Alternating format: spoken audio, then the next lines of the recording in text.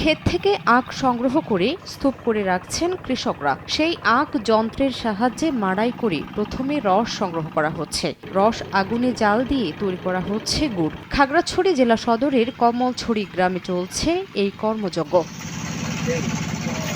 গুড় উৎপাদন করে বাজারজাত করছেন কমলছড়ি গ্রামের চাষিরা। খাঁটি এসব গুড় ৩০০ টাকা কেজি দরে বিক্রি করা হচ্ছে। ভেজাল মুক্ত এই গুড় কিনতে মাঠেই ভিড় করছেন অনেকে। এখানকার গুড়গুলো নির্ভেজাল, পরিষ্কার পরিচ্ছন্নভাবে বানায়। এর আগেও আমি এখান থেকে গুড় নিয়ে গেছি। ভালো গুড় বানাচ্ছে, এই জন্য আমি কিনতে এসেছি।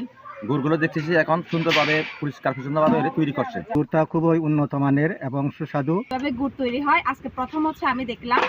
এখানে এসে খুবই পরিষ্কার পরিচ্ছন্ন করে হচ্ছে বানানো হয়েছে। গুড়গুলো মান খুব ভালো এবং চাহিদাও বেশি। এভাবে যদি গুড় মাড়াই করে গুড় উৎপাদন করে বিক্রি করে তাহলে এই এলাকার লোকজন অনেক লাভবান হবে। এদের উদ্যোগগুলো প্রশংসনীয়।